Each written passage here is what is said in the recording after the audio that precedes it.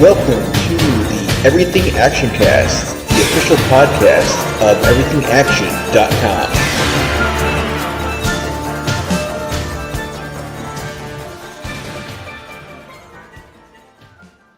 Hello and welcome to the Everything Actioncast, the podcast for the week of May 29th, 2023.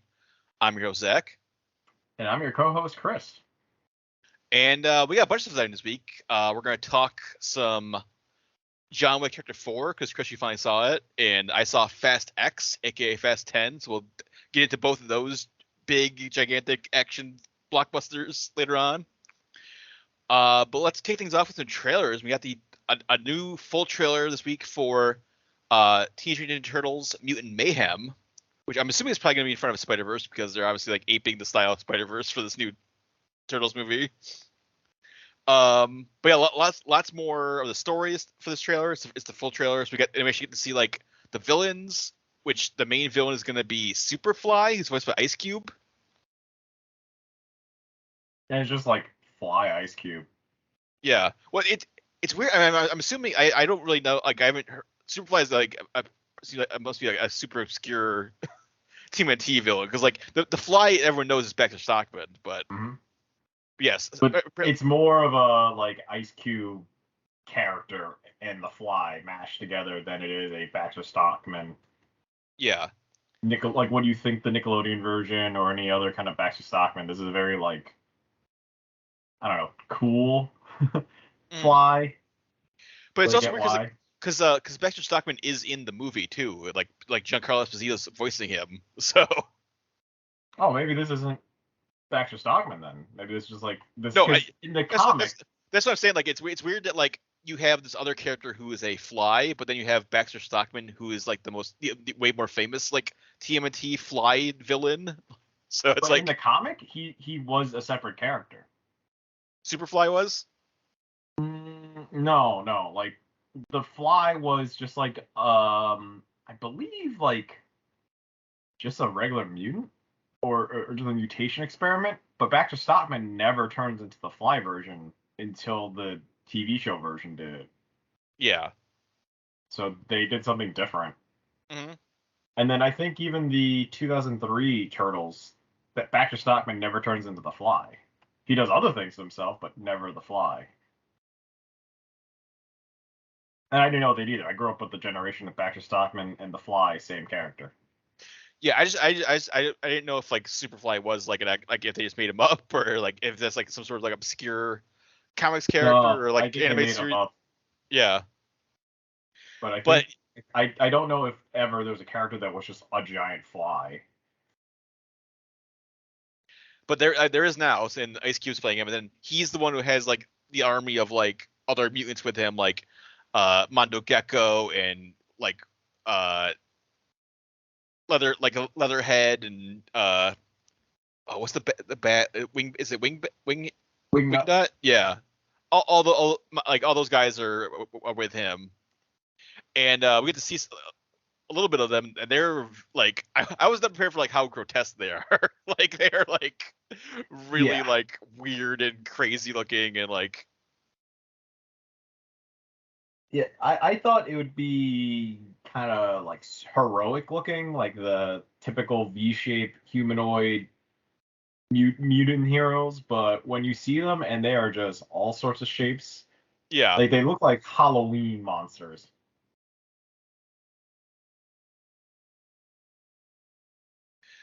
Like I think like is it Genghis Frog probably is like looks like Hypnotoad from like Futurama, and then like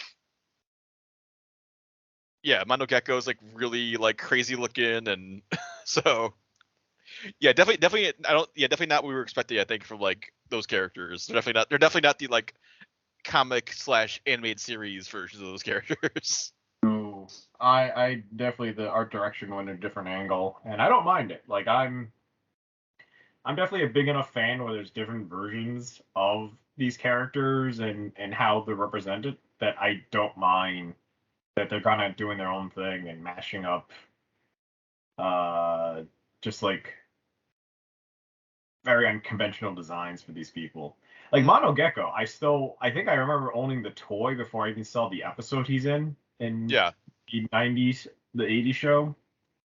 So it's like when you see like Mono Gecko, you think that, and then you see this version, you're like, what happened? Like this looks like a methed out cousin of Mono Gecko. Mm-hmm. But I think they're supposed to be all bad guys now. Like Yeah, they're all part of like Superfly's crew because they were all in the same experiment together apparently. It seems like, and then they want like Superfly wants revenge on humanity because like it's like they made us, they hate us, we're gonna like destroy them. I get it. I get it. And so that's the main. And then it looks like at some point like Superfly gets even more mutated, and turns like a kaiju sized Superfly. So that's what like seems like maybe like the final battle is like the turtles have to fight this giant Superfly. Also, does it seem like there's no foot references yet? I wonder if they're like, I'm gonna make a prediction. I think because like Bebop and Rex are in this trailer and in the movie, but like it seems like they're not working for Shredder yet. I bet there's gonna be like a mid-credit scene or like some sort of like, or maybe like a before the credits of like Shredder's here now, or like this like they're like gonna tease Shredder at the end because like yeah, definitely there's no voice actor for Shredder. Like I don't think Shredder's in this movie in a significant way, but I feel like there's gonna be some sort of like hint of it or cameo at the end of like, or like mid-credits post-credit scene of like, oh, Shredder's here now. Like if you get like the sequel to this movie. Yeah, I feel like this movie's gonna do okay. It would be shocking if they did all this work and promotion just for the story to kind of fizzle. Yeah, I mean it looks awesome. Like the animation style, like keep copying that Spider-Verse style because the Spider-Verse style is amazing. So anyone The erratic design, the mix of hand drawn and just CGI. It's like hand drawn, like layered on top of like CGI. Like it looks great. So it's also interesting. Like the turtles are like actual like they're like young teen, 13 or like 12, like 12, barely. 13. Yeah. I think it was just that it feels like they just became 13 in this. Yeah. And then you have a better understanding where they didn't just hide in the shadows for 17 years, give or take, if depending on the movie version. Mm-hmm. But this one, it definitely feels like they're teens, like way more realistic teens than any other iteration. Yeah. Like I think about the 2003 TMNT Turtles; those are like grown men. Yes. Mm-hmm. They're the size of like refrigerators. Yeah. So yeah, this is like definitely like an interesting take on that too, and like something we haven't seen before for turtles. Mm-hmm. So like super young turtles. I do hope this series does well, where basically we see them transform into proper teens, the ones we think. Yeah. Not these turtles that basically are still questioning what like, fast food is and like mm-hmm. New York City. But I also don't want them too weirdly adapt where, I don't know, they're playing like that Bong Bong game from the Michael Bay Turtles. Oh God.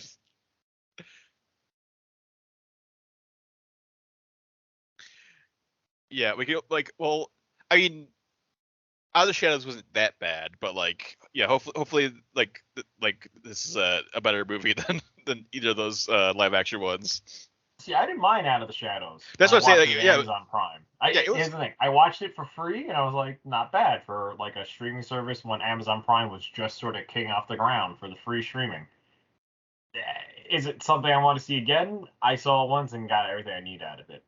This at least looks like I might watch it like once to enjoy, then another to like remind me of the jokes and just mesmerized by the visual. Mm-hmm. So there's like a 2 selling point already. So that's gonna be August 2nd this summer, so a couple months away, but definitely excited for that one. And then we also got the first trailer for Jack Ryan season 4, which is the final season of Jack Ryan, over on Amazon Prime. And obviously there's a new threat. There's some sort of like corruption going on in the upper levels of the CIA and the government, and then there's like a terrorist group that's also a drug cartel. So it's like it's this fusing of these two horrible things into one super horrible thing that they have to stop. So they can smuggle anything. They can smuggle drugs, weapons, people, anything. And then, but I think definitely the biggest thing for this new season is that they are bringing in Michael Pena as Domingo Ding Chavez, one of the prominent Rainbow Six member, to join Jack and his team to like root out this corruption, root out this like terrorist cell. And apparently he's getting his own spin-off show after, because Jack Ryan's gonna end, and then there's gonna be like whatever they're gonna do. I don't know if they're gonna do like a rainbow show. Although it's gonna be weird because like the Michael B. Jordan like sequel to Without Remorse is also gonna be like Rainbow Six. So I don't know if they would have like two like non-connected rainbow shows at the same time. It'd be weird that they would do, because one can kind of explain the other, and you don't need to do like this. I don't know why they did it story. I don't know why they didn't do like a cinematic universe. I mean, they have both. It's like just make Without Remorse like in this Jack Ryan universe. Yeah, just have Jack Ryan appear at the end and be like, "I'm paying the bail." I want to tell you about the Rainbow Project. Like, it just makes things like even more confusing. If like it's like you have two Tom Clancy things that are very similar, and they have nothing to do with each other. Mm-hmm. And just when Hollywood has been trying to get onto cinematic universes, this is already built in. You don't need to merge two franchises that weren't like connected. You have it right here. Mm-hmm. But I mean, it looks like it's gonna be like a solid final season. I mean, Jack Ryan, the show is overall just been like a solid like 24-esque thriller show. So I'll definitely check out the final season, and hopefully it's just like a solid finale. Have you watched any Jack Ryan, Chris? Parts of the first season, and then I just sort of fell off on it. Yeah, last season, the third season was good. I feel like it had like it was really good bookends, and in the middle kind of like was like a little like it wasn't terrible, but it was kind of like just like a little wheel spinny. But like yeah, it started out great and it ended great. That's good. Well, I mean, the first season is always rough because it's like a proving ground to draw you in. Yeah. But then, like from what you were describing, it becomes sort of like a Jason Bourne show, where Jack is just on the run. Well, that was last season. Okay. Because he had like they were like, oh, you're involved in like, you're burned, like you were part of this like operation that like that went bad. So now like you have to turn yourself in, and he's like, no, I gotta figure out who's actually behind it.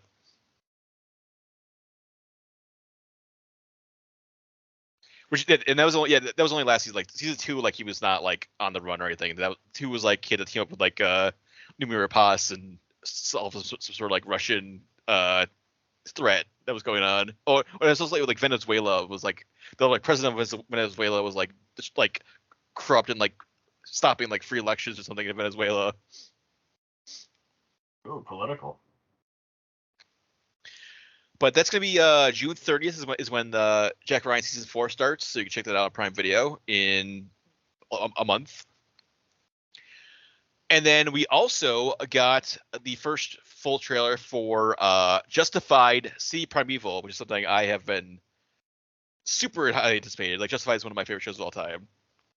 So this is a miniseries revival. Timothy Olyphant's back as Raylan. He's headed to Detroit now, leaving Kentucky and Miami behind. And he gets recruited for a task force to hunt down Clement Mansell, aka the Oklahoma Wild Man. He's played by Boyd Holbrook, who's like this like serial killer, like just like trail dead bodies in his wake. Like they're trying to like super like #1 fugitive. They're trying to hunt down. It's funny that they gave him such a cool ass nickname. The Oklahoma Wild Man, yeah. Yeah, that sounds like a wrestler, like yeah. Intro. And it's obviously it's based on an Elmore Leonard novel. Although the interesting thing is that the novel is not a like Raylan Givens novel. It's just like it's another character, and they just put Raylan into it to make it a justified thing. But it's I think a lot of the besides that, I think a lot of it's similar to the book, where they were hunting down this like serial killer. I still need to read these novels because they're not like giant novels. They're I think novelettes or I think I something think like I think the original like the one that justified like the first like episodes Fire based Down on Below, Fire in the or- Fire in the Hole, I think is like Yeah. like 50 pages, like 100 pages. It's like a short story. that he really got to this far, but I'm not saying that it's bad. It's an interesting character. Raylan was a very complex character, and the world was really good. I think the series is like very it's like unconventional because Yeah. you see a lot of the villain stuff. Like The you only- follow the villains half the time.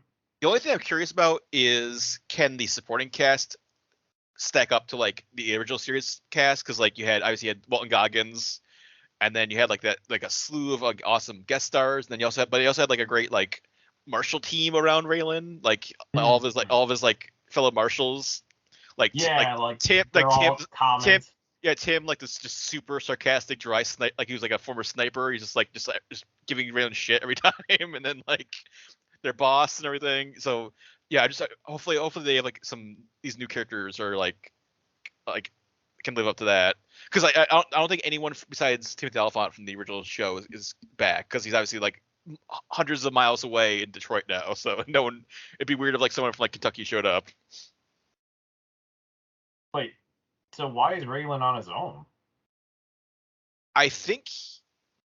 Well, I mean, he was in when he started the show, he was in Miami, and then he like ended up in like he, like shot that guy in Miami. Yeah, and then, they transferred him to there. Kentucky, and then I think he gets recruited for like this task force for. Well, I think when you're a marshal, you kind of just get like thrown all over the place because you're hunting fugitives all over the country. So like, and then he also like the big thing is also his daughters with him, like his like teenage daughters like along with him, because he wasn't expecting to like be on this task force. And it's like, oh, I got my daughter now. All right, stay in the hotel. Don't go anywhere. And obviously that yeah, it doesn't work out. But yeah, I don't remember what happens to him that he as a kid. And I know it's been like a while. I think that was in like the last season or either like second to last or last season, like his, because he got back together with his ex, and then then she got pregnant. I thought his ex started dating whatchamacallit. Well, he has two. Well, there was the one that like started dating Boyd Goggins. Yeah.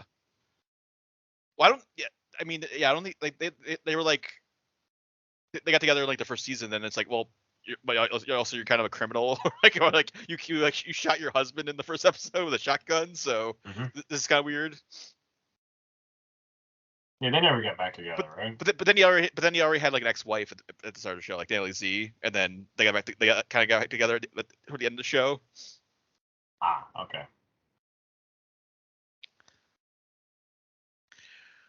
But yeah, City of Primeval, July 18th was when that starts up on FX and FX on Hulu. Definitely, it's you have some time. I definitely we're catching up on Justified, the main show, before this show starts. If you've never seen it, I think that's also or on like Hulu. me, stop halfway through, got to get back on and like get the story back, because it's not like a season you just drop in and it's not connected. It's like you need to remember recurring characters. Well, it was interesting because it was like every season had a new like main villain, but then yeah, there was like stuff that carried over from like obviously like Boyd kept like coming, like whatever he was doing was like carrying over a few seasons, but then you had like like season 2 you had like crap, why am I blanking? Was it like his Margot Martindale was like the main. She was like the main villain. She's like Oh, yeah, was like the holler, and then like the matriarchy. and her like moonshine. That was a good season. That honestly was like got me better into it. That's probably the best season, maybe, or like one of the top seasons. So it doesn't get better than that. That's not good. No, I mean, it's still good. It's just like that was such a great season of like that. Like Margaret Martindale was so good, and like, but then like season 3 had like Neil McDonough and like McKelty Williams. Like McKelty Williams, he was like the barbecue crime boss. Like he ran like a barbecue joint, but he also like this like big crime boss. I don't think I got that far. I definitely remember the Neil McDonough. He shows up and kind of cleans house, and then that's where it wasn't the same charm. Like he was all violent business, cold business, which I didn't mind. But yeah, it's hard to go from season 2 to 3 where it's a different shift in tone and villainy. And then like Jared Burns like showed up and like as Win Duffy in season 3, and then was like for the rest of the show he was like just like weaseling around the borders and everything. Mm-hmm. He was like, "Oh, are you the new main big bad? Can I be your friend?" Michael Rappaport was a villain. Remember, he was like the head of like the Crows family that like farmed alligators. Like, tons of great guest stars, tons of great stuff going on in Justified. And last trailer for the week is we got the full trailer for Black Mirror season 6, which is coming in on June 15th, so in like 2 weeks here on Netflix. 5 new episodes of Black Mirror. They revealed the titles and the premises of each one. And it's an all-star cast like as usual for Black Mirror. You got Aaron Paul in there, you got Annie Murphy, Selma Hayek, Josh Hartnett, Michael Cera, Zazie Beetz, Rob Delaney, tons of other people. And yeah, it's definitely some interesting premises for the episodes. So like there's the first episode is Joan is Awful, which is the Annie Murphy episode, where like Annie Murphy finds out that there's a show on Streamberry, which is like the Black Mirror like universe's Netflix, that is like her life, and she's played by Selma Hayek, and so it's just like a show about her that she had no idea how it got made or like where they're getting information from. It's just like here's a show about you. Yeah, that's kind of upsetting. And then there's Loch Henry, which is a young couple goes to a sleepy Scottish town to work on a nature documentary, and they find like a new juicy story about the past. And then Beyond the Sea, which is the Aaron Paul Josh Hartnett episode, where like they're like astronauts in like an alternate 1969. Then like it seems like there's some sort of like VR, like you can, because like Josh Hartnett is like I need a break, and then he gets put into like a kind of like a fake like looks like 60s like like normal like suburban house like life.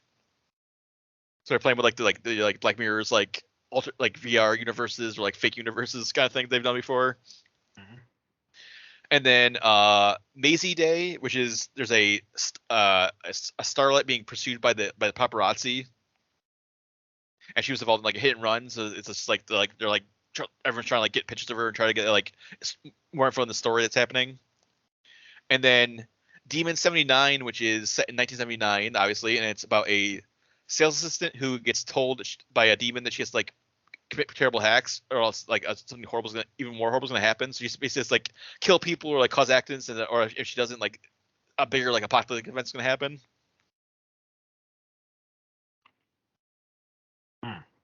That seems like a plot to like a movie. Like a full movie. Mm-hmm. And series creator Charlie Brooker wrote or co-wrote all the episodes this season.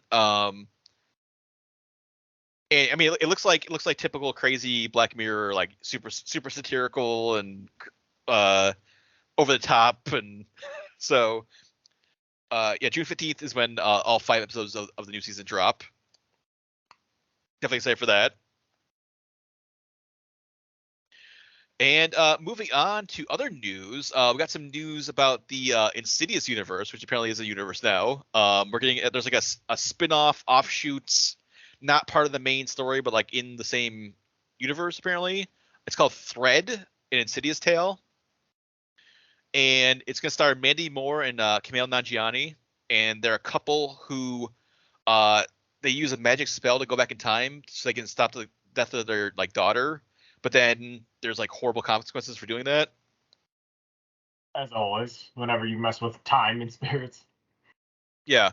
Was that was there? I mean, obviously there's like There was time travel in Insidious. Insidious, 3. yeah. So that fits into like the universe, I guess.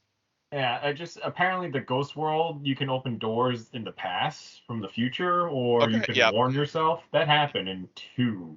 Yeah. Um, and then I'm always confusing the Insidious universe with The Conjuring. the Conjuring, that one, and then God, what's the one with like it's like a camera one. It's like a found footage, but it's like house cameras, and it's about like this Oh, Paranormal Activity. Paranormal Activity. Because Paranormal Activity also had time travel BS, like alternate timeline thing. Yeah. Well, not full alternate, but like parallel storytelling. So yeah, eventually all of them start blurring in different topics. Where I was like, oh, horror, sci-fi now. Yeah, well, I don't know. Horror elements with time travel always become sci-fi things to me. Horror, sci-fi. And Mhm. then once you do that, you open up your door to any kind of crazy scenario after.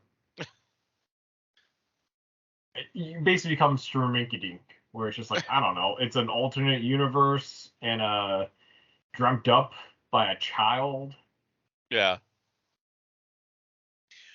So, but yeah, Thread is Jeremy Slater's gonna direct it, who created Moon Knight. So he's gonna be directing. He also wrote the script, so he wrote and directed this new Insidious movie. James Wan is producing it because he produced all the Insidious movies. He also obviously like directed the first two. And yeah, it's getting worked on right now. It's probably gonna like if they haven't written it yet, they're obviously not writing it right now.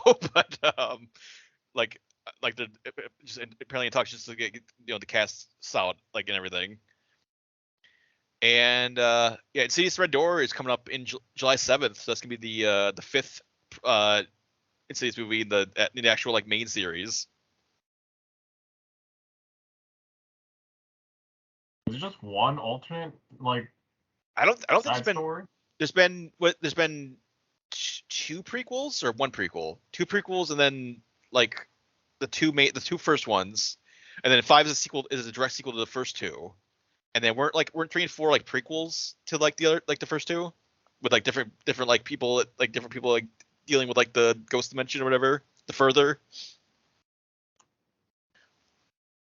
Wasn't the last one Insidious just like a oh There no, that's Conjuring. Again, they blur together to me.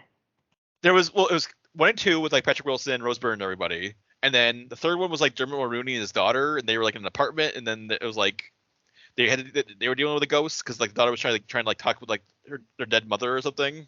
The Crooked Man was there, right? Or was that another movie? Well, there was it's like there's a crooked man in Conjuring who hasn't gotten a movie yet. He was in like Conjuring 2.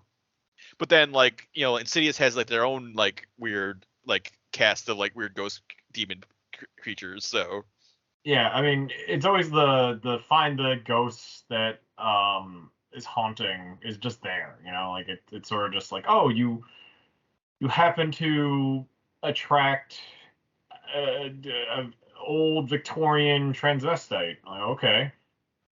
And then you attracted what? Like the first movie was the oh my god, I don't know, like the demon monster, and then that also introduced the like old man that dressed up as like a woman transvestite, like ghost man person woman. I don't know, like they kind of muddled that story. That's why I'm just confused about what yeah, was that about.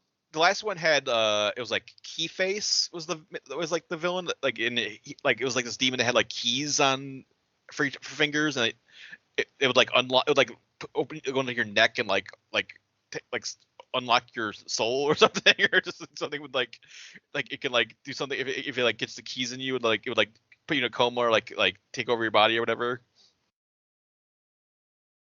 That was Insidious. The Last Key was the last one, 4, and then the Red Door is coming up in a month.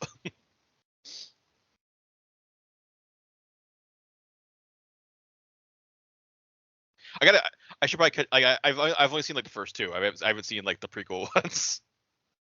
Yeah, it's been a while. just like I don't know, I'm not a huge fan of the series, but I did enjoy the third one, the Dylan Mulroney one. Mm-hmm. It's like stupid enough that I enjoyed it. So we also got news this week about who's going to be playing the main characters for the How to Train Your Dragon live action remake or live action whatever it is going to be. If it's a new story or The last movie came reimagining. out Yeah. 4 years ago, so it's still fresh. Yeah. But speaking of horror movies, Mason Thames, who was in The Black Phone last year, co-starring with Ethan Hawke, is going to be playing Hiccup. And then Nico Parker, who was Sarah in The Last of Us in the first episode of The Last of Us, is playing Astrid. Okay. And Dean DeBlois, who basically has been like running the entire series since the first one, is directing this new one. So it's the same director who's been like overseeing the entire thing the whole time for this new live action reimagining remake adaptation, whatever it's going to be. So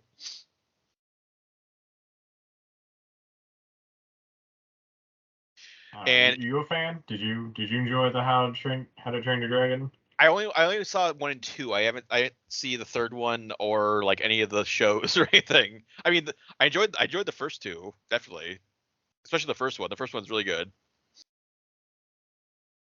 Yeah, but I haven't seen the third one in a while. And I think the TV show is between 2 and 3, so Yeah, it's sort of just like you could watch it, you don't have to.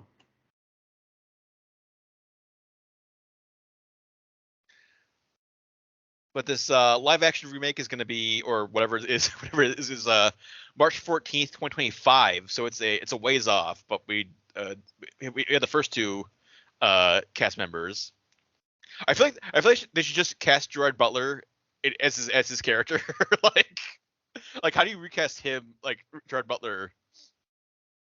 I don't know. He's in so many things. Why couldn't they just put him in Viking out of like attire? Just give a Viking a helmet. He's good to go. He'll be in like any action movie lately, so Mm-hmm. just say this is another movie where he's defending something. And he's, oh, okay, and then I'm in How I Train Your Dragon. Okay. He's literally just in one that like no one saw this past weekend. Kandahar coming to like Redbox near you in like a week. Was that a theatrical release? It was it was in theaters. It made like $2 million. It was like one of his lowest openings ever. It made like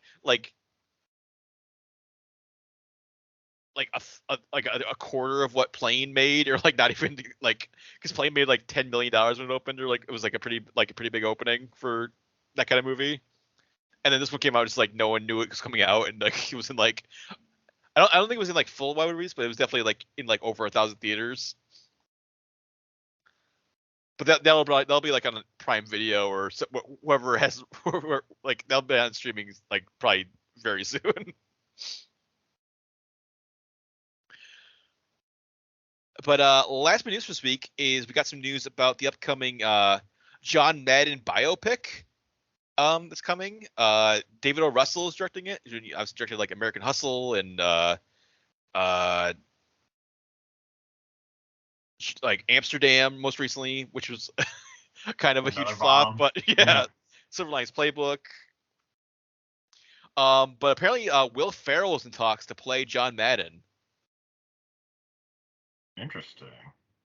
And it's gonna be it's an Amazon/MGM joint, so it's gonna be, but it will be in theaters, and then probably eventually be on Prime Video, like much like Air was this year. And it's gonna be just like John Madden's career from like when he like first coming at the NFL, and then obviously like becoming like one of the best coaches of all time. Like he won the Super Bowl. He like formed like the Madden team, and then like his like transition into like being a sportscaster, and then like, all of his like endorsement deals and the game and everything. So kind of like it's gonna be like a full kind of like career look back on like on his football career, and then post like different side of football career afterwards. And I think it also has like the full like endorsement like the NFL, because like like one of the producers is like the owner of like the New York Giants. So it's gonna have like it should have some like maybe like official NFL like teams and stadiums and like by like kind of like how the Navy like fully embraces like like Top Gun or something. Like it's gonna be like there won't be like any like fake like teams or like fake. It's like, oh, it's the Oakland Bandits or something. It's like Yeah, I don't know if they're gonna like license all the football teams. it's not gonna be like the replacements. Remember that Yeah, movie yeah. where it's like it's like, oh yeah, it's the professional football league that has no teams that you know. That's why they're fighting a bunch of minor league guys that all bumped up. And that still had like, and then wasn't John Madden and Neil Davis like they were the announcers for that movie? Yep. But it was like the NFL, but it was like like a weird alternate universe NFL where like no teams were like the teams. Well, do you remember like the Little Giants, where Yeah. just John Madden shows up at the end to coach? Yeah. And then I'm like, he wasn't even a Giant, was he? I thought he was a Raider. Yeah, he coached the Raiders. Yeah.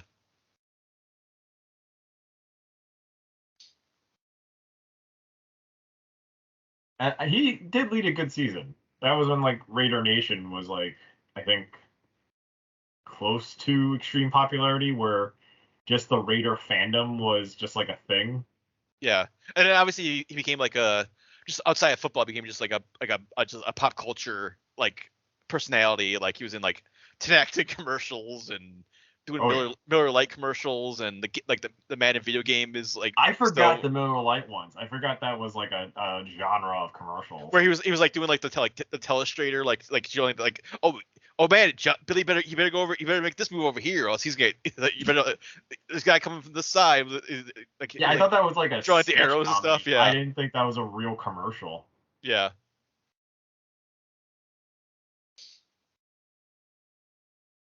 Because so many other things parried it that it blurs what is a real Madden thing and what's just sort of this I don't know, joke version. Yeah. So so they're working on this right now, and it's I don't think it has a release date yet, but it's coming soon to a theater near you, and then Prime Video like short time after it hits theaters. And hopefully we'll find out some more soon about what the movie's going to be. And that's it for news this week. So why don't we jump into show and tell? And I think Chris, there's something we both saw, which was the series finale of Barry. Yep. Which wrapped up this past weekend. I think Succession was like the higher profile series finale, but I mean neither of us watched Succession, so Barry is our series finale of choice for this past weekend. And I thought it was a pretty great finale. Like definitely like lots of like unexpected things, like just like a great like setup for the finale, and like a really like weird fun epilogue and stuff. Oh, we should say spoilers for Barry. Series finale. You can't not talk about that. Yeah. Yeah.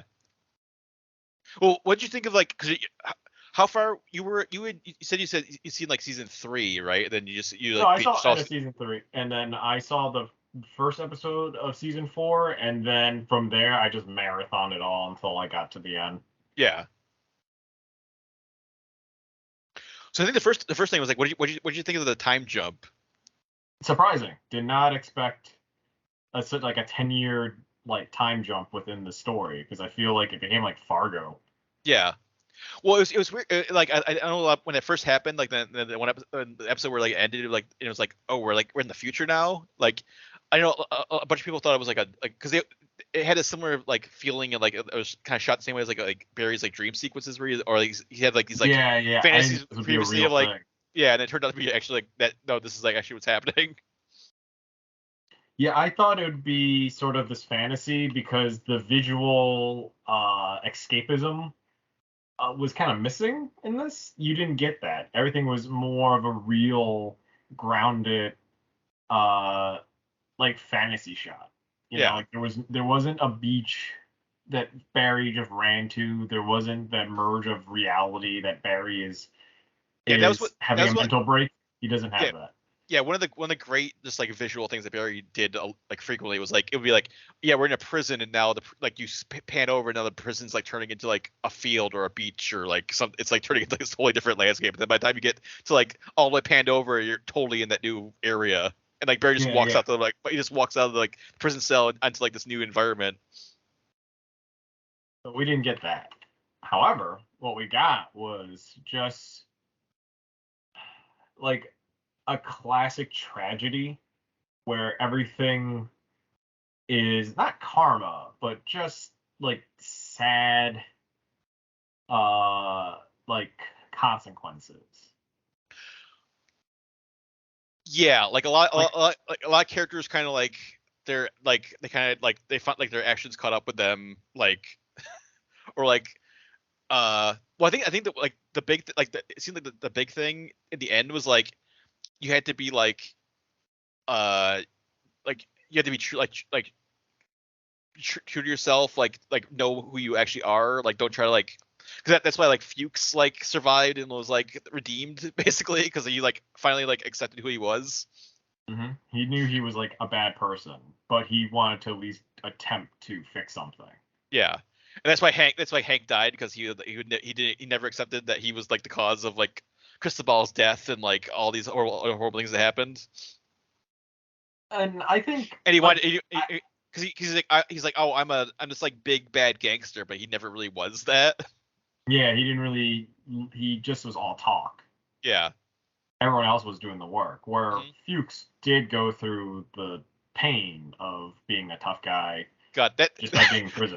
that sequence when he gets released, that whole it's like him, and then he like goes to like the coffee shop, just like grabs it. No like, dialogue. You're my wife now. Just, like, yeah, just the music, just this crazy rampant like escalation of his day. It's not even like this is a course of a week. It's just that's his day.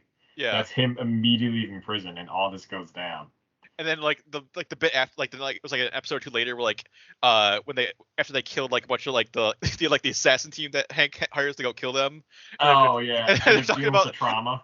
Well, like it's like so you guys saw that's like his like team is like throwing out suggestions like how to like help his like new wife and daughter like deal with it late in the future. Like go watch a Fast and Furious movie. They're loud, like it's explosions. Or, like we can put like earbuds or like heads like take them out to dinner like. We're just like throwing out these like super just like this is like this like team building meeting. Mm-hmm. Which that's I mean that's the thing about Barry is like it has like especially this season it's just like there's some of the darkest stuff you've ever seen, but then also just like ridiculous hilarious bits like the next scene. Like all like especially early on like it was like the first episode it was like you know it's like this like Barry and Fuchs in prison. It's like horrible and like Barry's in such a like dark spot. And then like next scene is like Hank and Cristobal having a team meeting with like and like Dave and Buster's. Yeah. The like where Hank is now is where he always wanted to be, but it feels like he didn't earn it. You know, like it and then he's also like running away from his responsibility. But the part I didn't get was Michael Ironside, the like real Russian mob that I guess he still like is under control of, like that never goes away. I think he's like the head of like the Chechen mafia. Oh, now he's the full head now. Well, I think they made Hank like the head of like Los Angeles or something. Okay, yeah, because that's the thing. It's so I still think he still has someone to report to. So no matter what, he has that. But then he doesn't use that connection against Fuchs. So that part was kind of strange. Like it's cool to watch him assemble a group of mercenaries, but I just think like, oh, I thought he was powerful now. Like he seems like he himself from 10 years prior again. I love that scene where like they get like the boxes with everyone's head in it. He's just like, yep, this is a head. And he goes next one, like, why am I open these still? There's their head. Like yeah. I enjoy the comedy. Like it's dark comedy through and through. I love. There's also like another great bit is like when like Barry goes back to Los Angeles and because he's like I have to kill like Mr. Cousineau like because he's gonna like spill everything about for this movie that they're making, and then he's like trying to find a podcast, like a religious podcast, to like justify him killing him. And he finally gets to like that Bill Burr, like it was like the cameo from Bill Burr, like just like, yeah, I was like, this guy was like harassing my hockey teammate, and so I had to kill him, and that's fine. Like, and that's all he took. He was like, yeah, that's what I need. And then like the best, like it's like because it's I guess it's supposed to be like a little bit in the future because we did like a time jump because like the main show is like present day, and then we're like a little bit like 8 years in the future now. But like it's like, oh, there's a law where if you buy a gun, you have to like look at these pictures. It's very just like, all right. Like, yeah. That's what gun safety is now, or just a deterrent. Just look at this. Before you buy a gun, you have to like look at these pictures, like what guns do. And he's just like, all right, fine.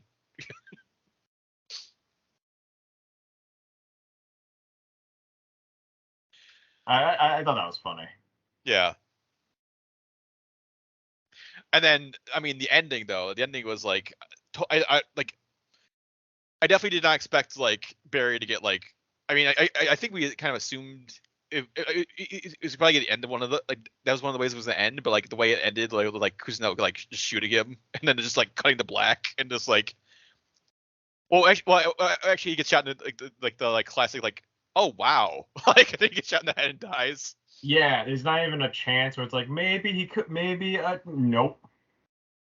But I was surprised it was gonna be Kusuno. I thought it was gonna be something else, more of like a befuddling tragedy where someone from season 1 that we didn't think would come back is back, or like another assassin shows up. Yeah. Well, that was the part of like the whole like thing we were talking about where it's like being honest with yourself about who you actually are, or like acknowledging like your faults or whatever. Because like, I mean, like Kusuno got done in by like his ego, and like he's like, it's like, oh, Daniel Day-Lewis is gonna play me in a movie. All right, even though I'm against this movie being made. I'll take this meeting still, because maybe we can make it like. Because he lied, right, to make it seem like he didn't. But I'm trying to remember. So Barry gave Kusuno the money to like as like apology money, right? And that was it. And he just never claimed that he got paid off by Barry, and that was the problem. He used it to buy his son a house, or at least part of it. But yeah, he never said like where he got it from, and I think his son's always been suspicious of that. But like he didn't really question it. But then everyone's like, oh wait, like Barry gave you a bunch of money from like that he got from like the Chechen mafia.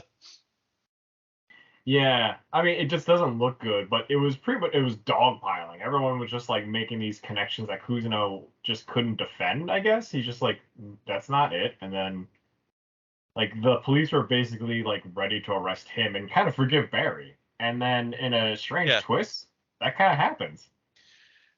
Yeah, yeah, and then Barry was gonna turn himself in, and then that's kind of the whole thing with, like, the mask collector, the fake movie epilogue, where, like, the story that eventually became the movie that, like, based on this whole, like events is, like, Kusuno's this mustache twirling villain who like he's a mastermind. Killed everyone. And then Barry is like this like heroic Marine that like stopped him or tried to like saved his family. And they kind of blame NoHo Hank, right? They kind of said that there was a version of like the Chechen mob that's in there. Yeah. The fake movie was like, oh, Kusuno is working with. Like he was like a criminal with the Chechens, then like that. Then he killed, and then he killed Detective Moss because she was getting too close to it, and then. See, now wait, before we get that part, but there's no Fuchs reference in the movie. No, yeah. But even if they know who the Raven was, because remember like it was a bullshit thing and became like a real thing. Yeah. So the Raven's a real person that's still out there, and they don't involve it in the movie because they knew the Raven was somewhere evolved in this, but in the movie version they're just like, just edit that out. I don't know if we saw the whole. I mean, we just saw clips of the movie. Like I'm sure there's like there's like lots of the movie we didn't really see. We just kind of saw like these like highlight moments of it.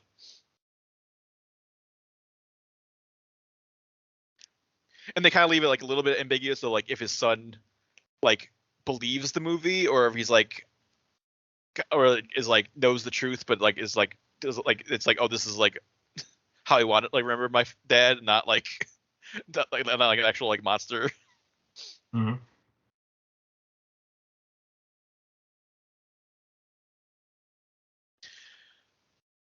But yeah, I mean, just overall, I mean, Barry, I mean, one of the best shows in recent years. I mean, it's up there with like Better Call Saul and Mad Men, uh, like The Americans, like, and just yeah, just such a great like, just this like anyone else like anyone else besides like Bill Hader, like it's just like, the mix of like just like super serious dark, but then like just like ridiculous hilarious like wackiness, like it works so perfectly well. Yeah, Barry definitely stands on his own, as it doesn't try to imitate too much of something that already exists. Hmm. And it brings a lot more human drama to like this complex character. Barry isn't just like, he starts out sort of like just two bits, just being this like, oh, I don't want to be a hitman anymore, and then like, oh, I want to be a hitman, and then you think he's a good guy, but I think by season 3, it's just cemented that like he's not a good guy. He's just Yeah. sort of surviving, and you're just watching this train wreck. And also just like a great like satire of like Hollywood and like Los Oh yeah, Angeles. soulless. Everything in season 3 with like Sally and like the streaming service was so fucking good.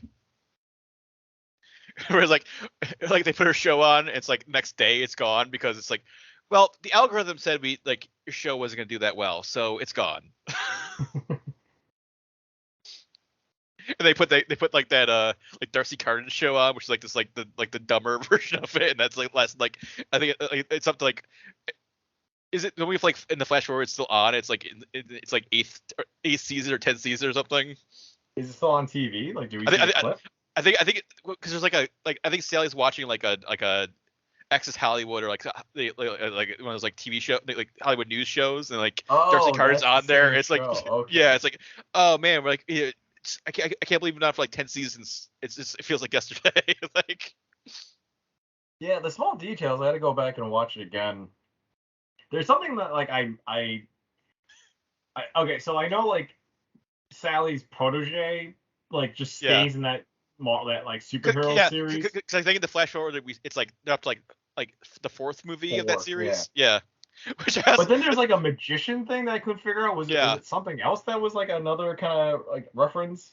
I think the guy in that billboard was like a producer or like a writer, so that was kind of just like an Easter egg for like we're like have like our friend who works at like this guy behind the scenes, so we just be like this like random Okay. joke. That makes sense, because I was like, it's too, it was pointed out. I was like, huh, I got to go back and notice that. So, and I thought in another tragic twist that the dad of the actor from the first season comes back, the one that is grieving his son and tries to figure out answers. I thought he would have some sort of thing to kind of tie in this whole mess. Or even the unkillable guy from like the karate guy from season 2 or 3. Yeah. Mm-hmm. Well, Or the kid. they kind of left the daughter like of that guy kind of just like out there, like just like, which if that like my one nitpick, if I had a nitpick for the last season, is like there wasn't like a kind of a standout like action sequence, because like the first 2 seasons always like there was like one just like incredibly shot like super inventive like action sequence. Like I think last season had like it was like the motorcycle chase where it's like mostly like for like POV from like Barry's point of view, and like on like the like the freeway. Yeah. Even at the end where he's just running around the temple screaming. Yeah. Yeah, this didn't have that, but I think that's like it's focusing less on the like action, the fantasy action movie, because like that was the kind of breakaway thing about this, was watching Bill Hader be an action star. It's like, oh, like he's a very unconventional action star, and that was like the point. Like he looks like any kind of guy that can blend into the background. But then it's like now you understand his character motivation, and he wants to distance himself from that until he has to be this because he's forced back into the life. But the other thing, but that's the thing. He does this, and Sally understands what's at stake, but she chooses to be kind of like a Skylar in this, like from Breaking Bad. Mm-hmm. That's why I kind of hated her. She's just like, Barry, turn yourself in. Like, I'm gonna run away. I'm like, why? It's like, again, maybe she hates her life with being with Barry. Maybe. Well, we will never know. I think it's annoying, but you definitely feel like she regrets a little bit. Like something deep down, she regrets that this is something that she isn't sure of. Well, she never achieved her dream, or she was like close to achieving her dream, and then it got taken away from her. And then she also almost got murdered by like her ex-boyfriend. And then Barry saved her. So that's like the main reason like that she basically that she like leaves with Barry is like, oh, he'll protect me. It's like if nothing else can protect me, like I don't care about anything else with that. Wait, was the guy that she helped murder her the same guy that strangled her? Like her? Yes. Oh wow, that was That was the like same guy. that was like her abusive ex that she like made the whole Jasper show about. Wait. They make a reference to that in season 4 where she goes back to her parents' home and then Yeah. she is like, "Oh, like you made this about your ex," and then it's like, "Oh, I'm still friends with your ex's mom," and blah blah blah. And Yeah. she's just like, but they don't. I guess they don't care where he went. Like it's not like he never comes back in conversation. Mm-hmm. So I kind of forgot that was the same guy. I thought I was like, again, season 3, like there's so much that goes on and moves on from that I forget the small connections. Uh, but what did you think about her like kind of half episode where it's like the day in the life of Emily as the like diner waitress? Yeah, that was definitely interesting too. Like yeah, the whole thing where like she like there was the guy in the bathroom just like almost strangles him and then just like I guess just to see if she could or like I think just to feel something different. yeah, feel alive because she's like dead inside. Yeah, I think that was it. Definitely, it's another thing. You're right. The common theme is being true to yourself. Like if you do this, like embrace what you are. Don't lie. I guess Sally was been acting. Another thing is like if you think about it, she's been acting that she was a different person and she hated it. But then she like turned out to be like an actually like good acting coach or acting teacher. So then she finally like embraces that like in like the future and in like whatever that town like city they're in now where she's Well, like the like, yeah, high yeah. school like drama teacher now. Well, I think because she actually lived through something like messed up. She Mm-hmm. now understands the how to do the human emotion better, like how to express way more convincing, which I don't think that's true in real life. Like you can't just be like this trauma victim and then like you're suddenly a really great actor. Like like Mm-hmm. that's not like conventional training. I think Kusano's training method was something like that, where you need to imagine and then just like bring out like trauma. It's sound advice, but you need to have something as a grounding, like, oh, this makes me feel this way. So how can I use that pain and do something else with it? How can I live that character? Like how can Yeah. I take grounded reality and like I forgot like what actual method it is. It's a certain like acting type Yeah. acting, but yeah, like It's it it's that becomes it's not method because you're not living like method is like you're like yeah, method is oh you pretend. I'm playing like a toll booth operator. So I'm like I work as a toll booth operator for like a month or something Yeah, like Daniel Day-Lewis is a method actor. He'll yeah. like learn the personality of what the character is playing and then like kind of mimic it. So the time it's time to act, you do this. I think that's why her show was so good because it was basically what she knew. Mm-hmm. So I'm surprised she didn't like make the Barry movie or she did some other product that wasn't A true more related to her real life scenario because she a did true like a true Our Town. a true crime podcast or something. Like Yeah, like I thought that she would do that, or it's sort of like she found her next calling and it's sort of related to where she started. But it's totally like, okay, I became a high school drama teacher, which it's not a problem being a high school drama teacher, but she definitely feels unfulfilled at the end. I think when she's staring at the flowers and she's like, well, is this it? Was it worth it? I think another good thing about Barry is that it definitely leaves a lot of visual questions in your head, like a lot of, oh, why is this happening, or like, what's gonna happen now? It's like we'll never know. Yeah. It's up to you to figure it out. Go take an improv acting class now. Which I mean, yeah, that's not a great thing, but it's just like, yeah, it can like make you like bring up these like questions and like it, yeah, it's always like dramatic stuff, but then just like absolute wackiness, like there's been some of the funniest things you've ever seen, and there's like ridiculous things, like the freaking like Fred Armisen cameo. Hmm. Yeah, I'm surprised the FBI wasn't just looking at this guy and just like, huh, And also that's Guillermo del normal. Toro, baby. Yeah, I had to be like, is that really him? What's going on? I love that whole thing too. Just like he's like because like his assassins have like a tech podcast that Hank listens to or something, and it's just like, but it's like they don't. It's not. It's like Hank's like, should it be a video podcast? Because then you don't really see what they're testing. He's just like, no, my guys are. It works the way it is. My guys don't need to change.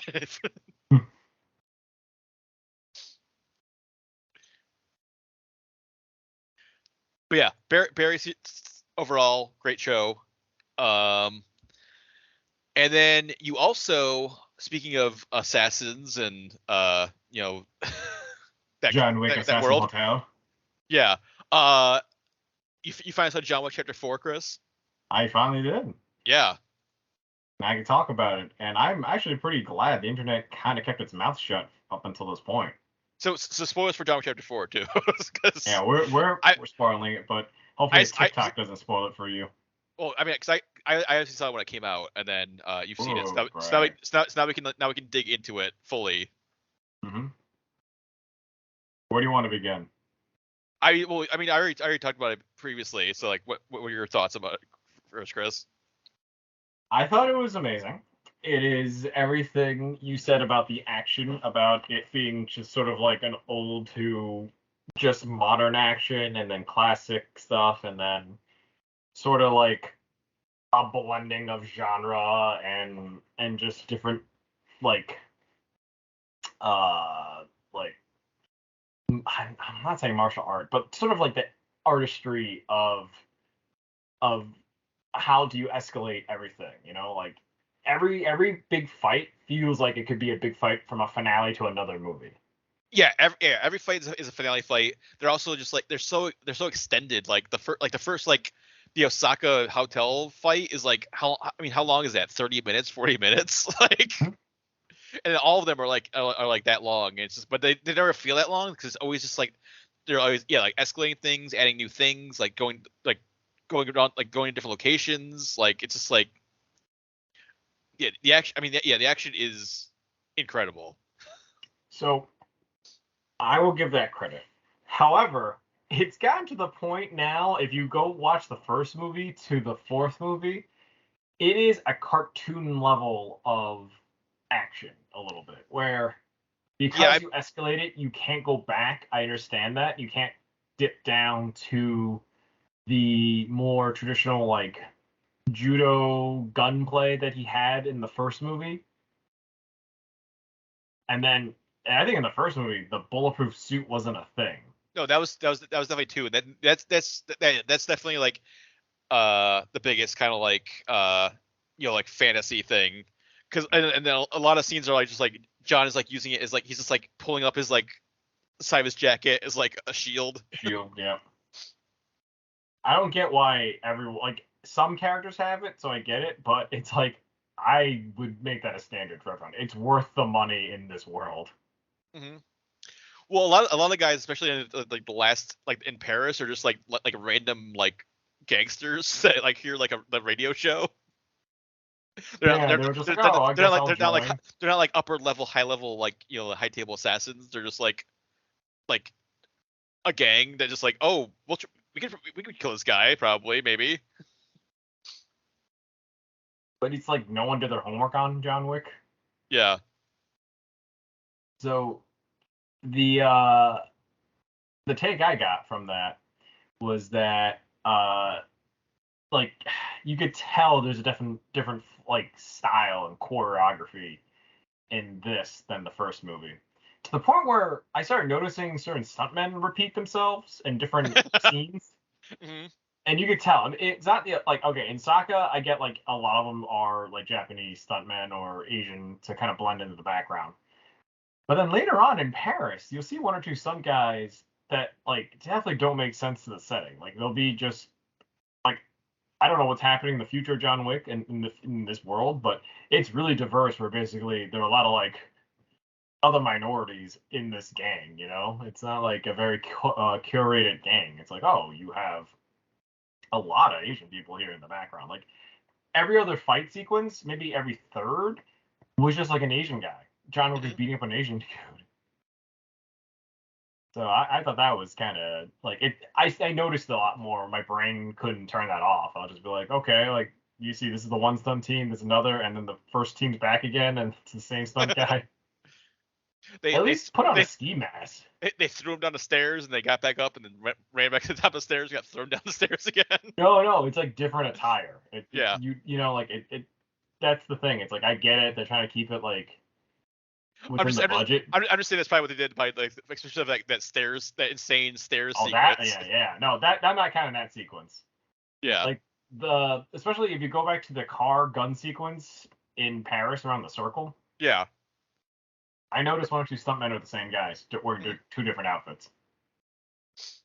So that's not a goof. That's just I get it. Like they're trying to like utilize good stunt people again. It's just that I was like, okay, and put on a mask or something. Most people will probably be focusing on Keanu versus Marco Zaror. So that is true. Yeah. So Marco Zaror, is he in other? I forgot what other things he's in. I mean, he's been in a ton of like he's like like martial arts like action like he's been in a bunch of Scott Adkins movies like and he's been in his own movies like I think I mentioned it like a couple weeks ago because they're gonna be a movie together but like they were in a movie called Savage Dog together that is awesome and then Marco Zaror was just in a movie called like Fist of the Condor which apparently is like a really awesome like martial arts movie so yeah he's a legit like South American martial arts guy action star. I mean he looks great. So he was awesome. Yeah. And then how about Scott Adkins? I mean, first of all, he's like just insane character, but then like how insane is it that like he's in this like fat suit and he's still doing like Scott Adkins like like roundhouse kicks and martial arts and it still looks awesome even though he's in this like crazy prosthetic suit. Mm-hmm. Again, that's what I'm talking about. That's where like the cartoon fantasy comes in again, where it's like I get it. It's good that they had Scott Adkins. It just spends a little bit of disbelief just because of what's going on. Yeah, I mean, it's definitely it's testament to just like Scott Adkins like martial arts prowess that he can be in this like insane prosthetic suit and like still doing like trademark Scott Adkins like kicks and punches and fighting. It's just like it's crazy. Yeah, people always praise Colin Farrell as the Penguin, but you don't see Colin Farrell doing like spin kicks. And then obviously everything with Donnie Yen is incredible. Like, I did not expect to like him as much, but damn, is he so like a cool guy. He definitely has the charm of being a reluctant henchman. Mm-hmm. But it's also funny. It's like he's so much better than like almost everyone except John. Like he's just so like bored and like pissed that he just has to fight these other guys. It's like, oh, I gotta fight these fucking henchmen. Like, and then he's just like showboating. Like he's that one scene where he's like punches the guy like 1,000 times and like does like the like cartoon like wind up punch and like finishes him. Yeah. But that's the thing. I couldn't figure out from him. He didn't want to kill the Yakuza guys. He just wanted to just deal with them, Yeah, I think a lot of it is like everyone's just so beneath him, like prowess wise, except for like John and like a couple other people that it's just like it's not even worth like an effort to like even try to like fight these guys. He's gonna get like the minimal and also he's being like forced, I guess, his will to like fight for Bill Skarsgård. So I definitely want to see if they could to expand, I don't know, the comic or something before he went blind. Yeah. That I want to see him in, like, there's definitely a version of John Wick I want to see where it's not him retired, it's the underworld without, it's the high table without John Wick disturbing the order. I want to see everything kind of in that. I know the Continental is supposed to showcase that, but it's like the 70s. Yeah, I want something in a little bit more modern. The John Wick comic I read by Dynamite Comics was right where John got like initiated into like that world. It's supposed to be like him in his like 20s. So he already has some experience. He already was like a war vet, and then he not stumbles into it, but it's like he hasn't earned his infamy yet. So the comic was interesting because it was like, okay, so he's an outsider trying to break in. Cool. Except that he comes in like already like he's been a vet, where he already has the suit, like it's just, it's not, I don't think it's bulletproof, but it's just he's wearing his trademark suit already. Yeah. And then I want someone to explain the coins. Because in this movie, that coin thing just gets taken away, right? You don't see anyone really barter with it. It's more like, oh, we need to talk, coin, all right, blah, blah, blah. Like, that's it. And even then, it stops halfway through. Well, this one's more about, like, the, the mechanics of, like, how you do, like, a duel in, like, the high table duel. Well, it's how do you operate within the high table for power. And even then, I think, like, John wasn't even trying to be in the high table. He was more like trying to just destroy them. To like just not even destroy them, but like get a wish. Yeah, that's like that's like the ultimate way to get, like, the ultimate way out is like you could beat like the Marquis and then do whatever you want, they'll grant you. Yeah, so I feel like I get it where you only could do that if you have a house, right? Like, even if you're like a rando assassin in the guild, you can't challenge unless you have a full backing. But does that mean every assassin has like a guild, like a house guild, or no, right? Like, I think there's like all these different criminal groups, and then they all work for, they're like under the high table. So, because, like, I mean, John's family is like the like the Russian mob or whatever. So it's like, it's probably like, yeah, it's like like Yakuza, like the regular mafia. Like, I'm sure like they're all like kind of like in this universe, they're all kind of like under the high table is like the ultimate like criminal underworld power, and then everyone like works for them. Yeah. Okay. Because is the Marquis the top guy, or is he just he's like on, there's like multiple people, there's like there's like a multiple like high table people, and he's like one of them. Yeah, that's the thing. I kind of thought we'll explore more about the high table, but we just got the Elder, who I think at this point was just like a throwaway character. Yeah, because John kills like the new, like, there's like multiple iterations of him, and he just like kills the latest iteration like in like the first like 5 minutes. Yeah, and the thing that he took so long in the middle of Parabellum. Yeah. He just does in this movie within 5 minutes. So that's what I'm saying. Like, the movie escalates in how it's storytelling. That if you watch all 4 John Wicks in a day, that must be some crazy ramped up experience where each movie starts getting crazier and crazier. Yeah. Because I definitely feel like it was warranted for how many years apart everything was. From 1 to 2, 2 to 3, and 3 to 4, right? So basically you had time to kind of just bask in the last movie, and then you watch this and you're like, whoa, everything I knew has changed. And I think Lionsgate gave them the bigger budget each time. So like, at this movie, like 4 is like the biggest budget of all the John Wick movies. So it makes sense. That's why they like shooting these like super like awesome exact locations, and they have like this army of stuntmen and. The only thing I do wish now, because of what we know about the world and everything, if they can just fan edit the first movie where Vigo is a little more threatening as a final boss villain. Yeah, they definitely upped like the actual like fighting skills of like the main villains Mm-hmm. in each movie, or like the villains that appear. Like, yeah, because yeah, the first one definitely. I mean, who is even like The first, he doesn't even fight like he just fights a lot of not I mean by today's yeah, standards not a lot, but in that sense like he fought people out of rage and then he got to Vigo and that was the finality. yeah, yeah, but in the first one didn't have like a Marco Zarora or something. There wasn't like a this like equally powerful like John Wick person. No, he fought Perkins once and then they never talked to each other for the rest of the movie. Yeah. And then I don't know really the big significance that Winston was part of the same family that John was. I mean, I guess we're exploring that in the Continental. Was he in?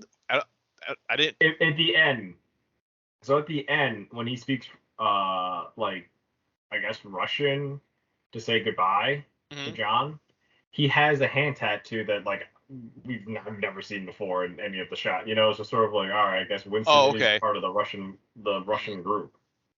So they're definitely gonna. I hopefully they make sense of what because it's supposed to show that basically him and John have the same like uh background to some degree. Like they came Yeah. from that side of the mob.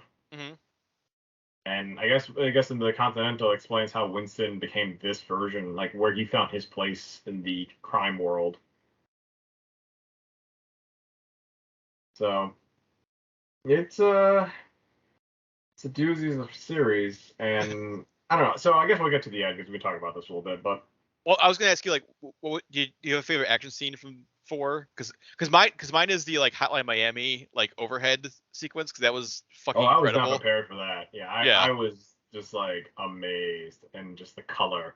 They say it's more of Hong Kong Massacre than Okay. Hotline Miami because Mhm. Hong Kong Massacre gives you the similar camera angles and it follows you like from a top down but like tilted better than my Hotline.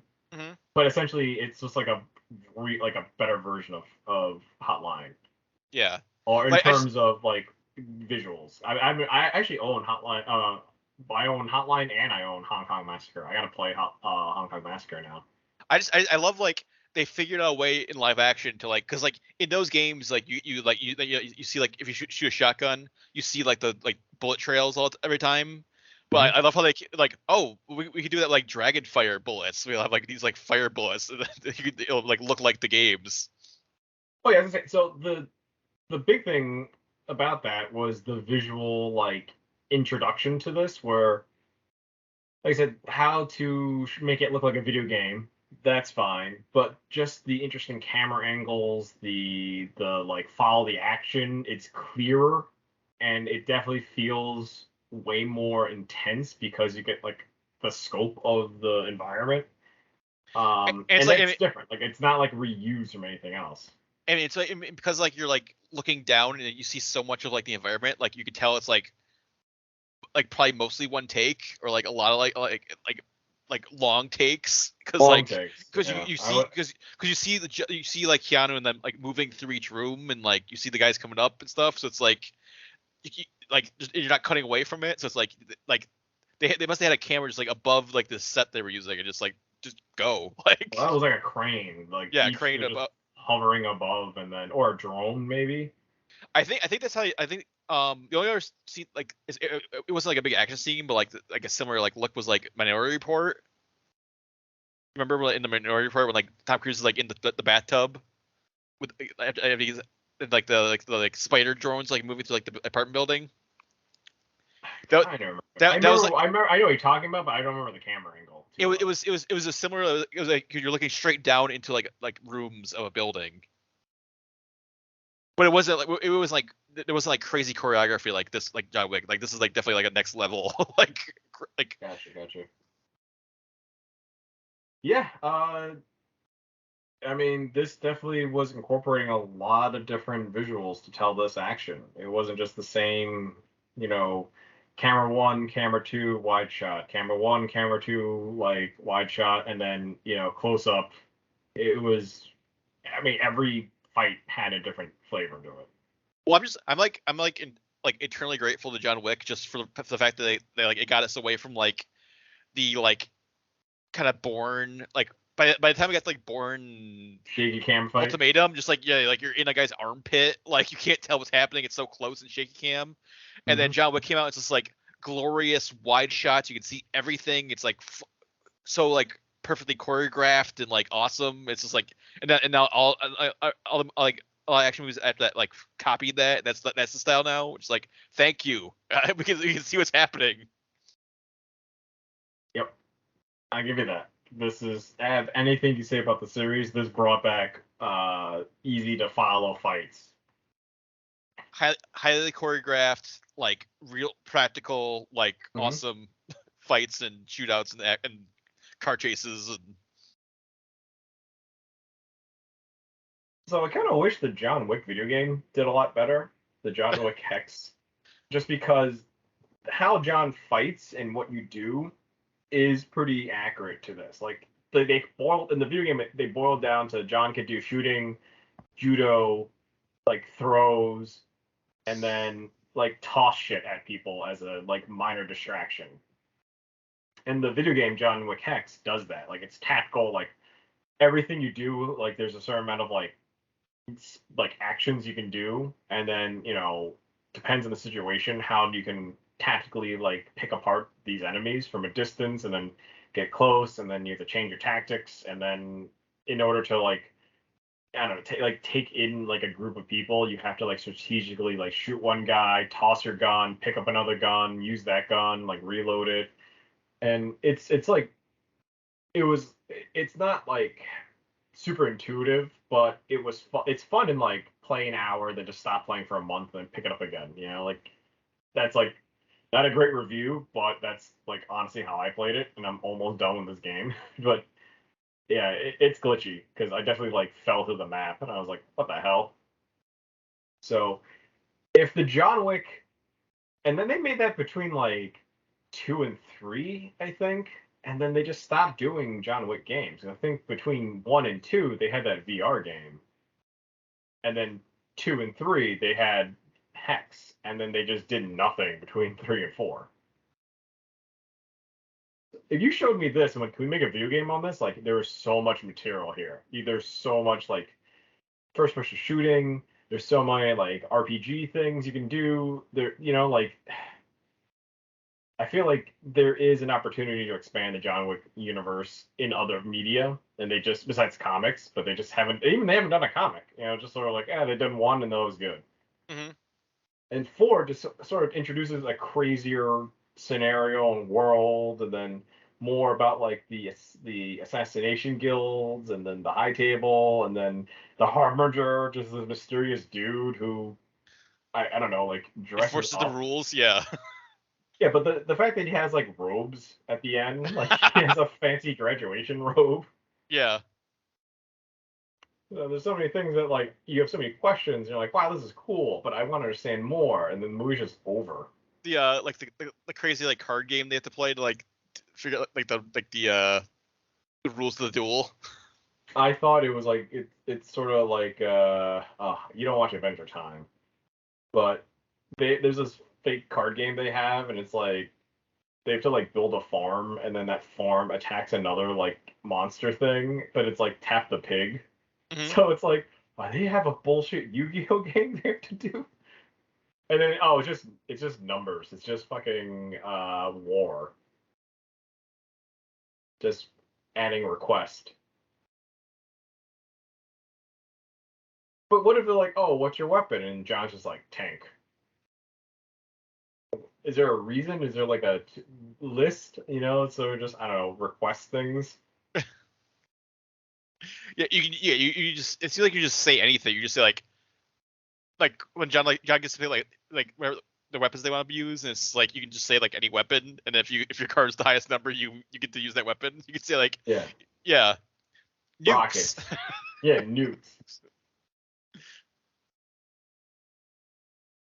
I feel like John was like pencils been funnier.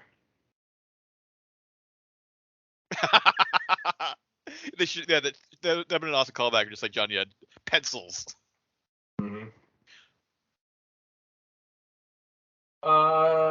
Pistols is the classic duel thing, though, obviously. So It'd be the new, John Wick may kill the guy with a pencil, like a joke meme thing. So might as well. And then he did show it in the second movie.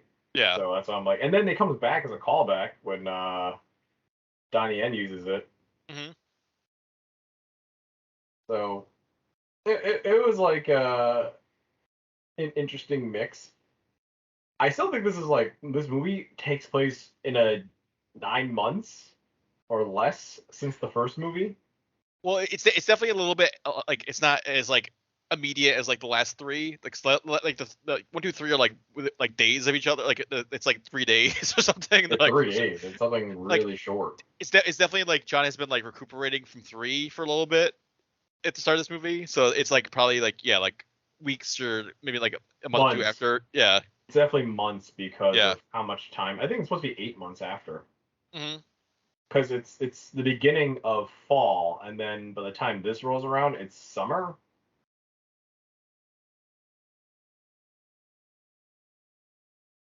I think.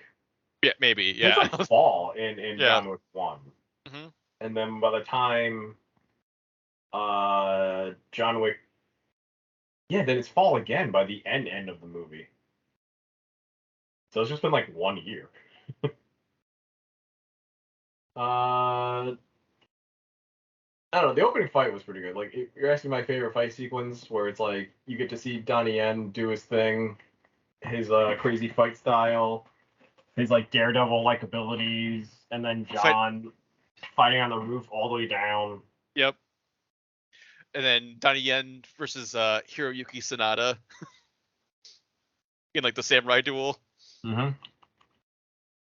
Cool. I liked it. Hiroyuki was doing it for honor for John, and it's not like I guess we'll never know what the debt is, but now that starts like a whole new problem for Donnie Yen in the future.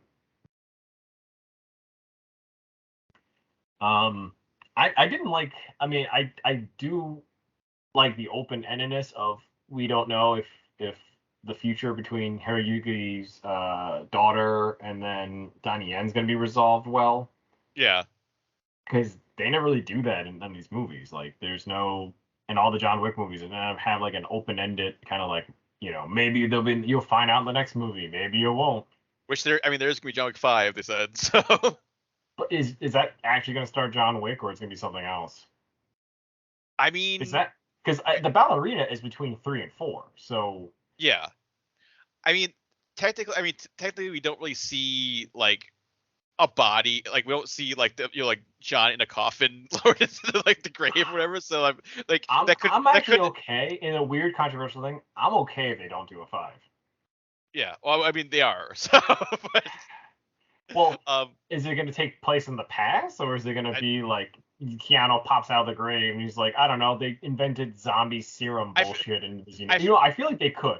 And let's just invent another genre of like John Wick like movies plus superhero sci-fi. They melt the gold from the coins, and apparently that gives you like life energy. or Zach, stay with me on this one. Equivalent exchange, where like they take like another assassin who gives it a life, and then some high table bullshit where it's like, now you bring the soul back of John Wick into this body. Yeah. And John Wick is played by a different actor, and now he's much younger to continue the franchise, but he essentially has all the skills and memory of the first John Wick. Like, yeah, I feel like they're gonna do like Winston helped fake his death, like, and so that he could like live like a quiet life as a different alias. Then like something's gonna like draw him back out to like go on a killing spree again or something. I feel like you don't have to, because the high table. Go ahead. Like this is such a great. this is such a like great like just like yeah, John's story is over. Like he got what he got out. He took out everyone he needed to take out. Like now he can rest. Like Yeah. That's what I'm like. Okay, so if he lived or died, it didn't matter at this point. Like John finally found the peace, and he did the life that he didn't want. That's all he had left, and he had to go like all the way with it. Where basically, if he lived, he got out of like his promises. He got out clean. Well, I mean, not super clean, but he got out. yeah, But if he died doing what he had left. Like he couldn't live, he couldn't return back to normal. So this is all he knew. That's what I'm saying. Like this is a weird week to watch Barry and this back to back. yeah. But that's the tragedy of John Wick, is that basically without his wife there, he has nothing else to live for. And they didn't have that like character that says, "Oh, you have to fight for something. Like you have to believe in something to give you like to move on and like, live."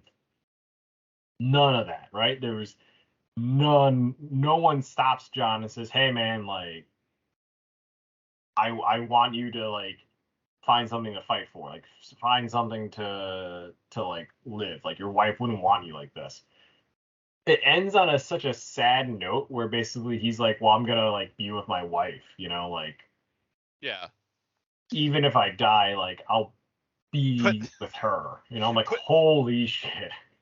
Put loving husband on my tombstone. Like, Yeah, when he said that, I was like, oh no. So that's what I'm saying. Like, Donnie Yen was trying to escape that life, even what he was doing, but he couldn't escape it fully. Like, he still got drawn in, and even when he was out, even from this incident, he wasn't out. Like, I guess it's like with you forever. Like, no one truly gets out of the underworld. So like you didn't need that message. I kind of, that's what I'm saying. I hate it because it made me think that way, and it makes it seem like John's act didn't really go that far. Like, it wasn't a true exchange, because I guess there's no such thing. But if they're making number 5, I'm like, all that symbolism, all that like hope. If they go John Wick 5 Resurrection, I'm like, what? And so I don't know. Like, it definitely is more poignant that if he died at the end, he's fully dead, and he Keanu Reeves is like, I kind of don't want to keep doing this anymore. There's so many movies I can do like this at my age before it gets kind of like I don't know, where John Wick isn't moving, he's just sort of standing and shooting people like a Death Wish movie. Like full Steven Seagal, I'm on a couch, like I'm doing a fight scene on a couch. Yeah, oh my, see, like that's when you're like, you gotta tap out. Even though you're a badass, be a badass supporting character now. Don't be. I'm fine with John Wick saying, okay, he's out of the game, he's living the normal life, and people come by to ask for favors or like, advice, and John's just there. I'm fine with that. Like, I'm way happy to see that.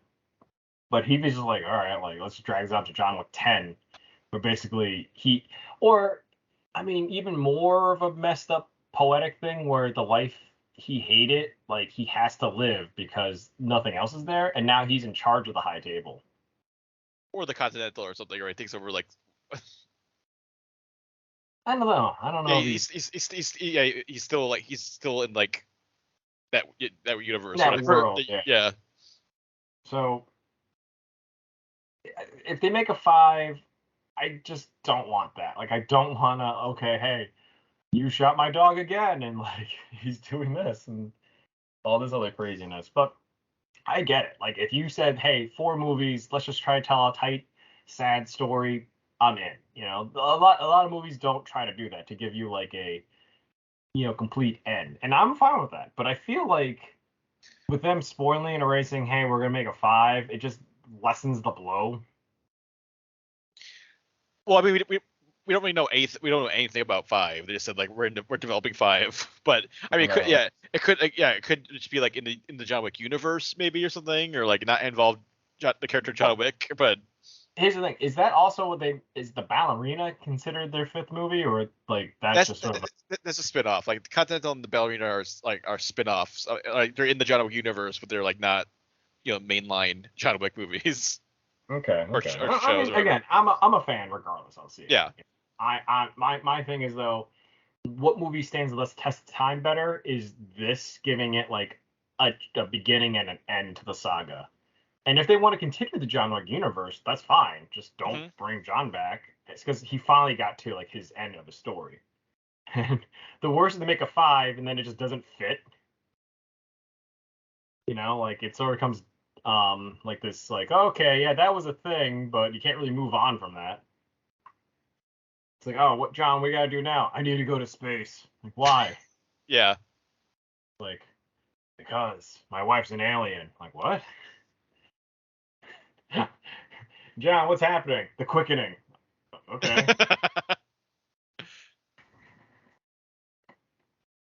So it's like, oh, you thought you were assassins? No, they were all Highlanders. Surprise, it's a Highlander series.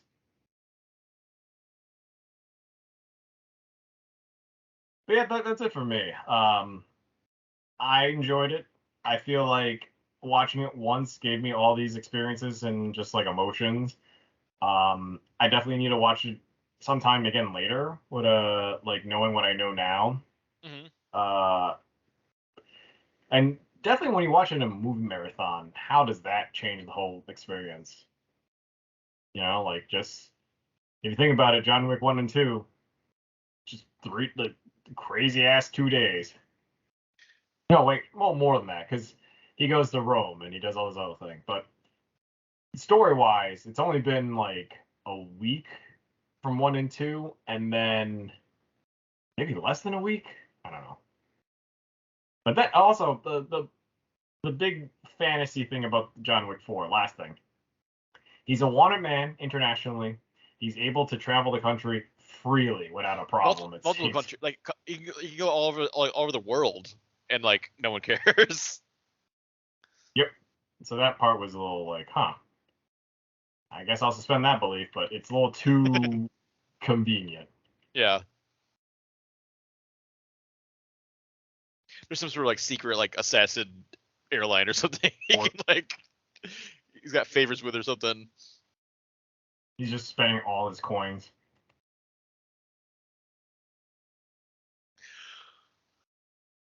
Well, I saw an action blockbuster like similarly. I'd say similar as far as like like over the top like global, but like the other end of the spectrum of like it's like super dumb and but like in like wonderfully dumb, and like John Wick is like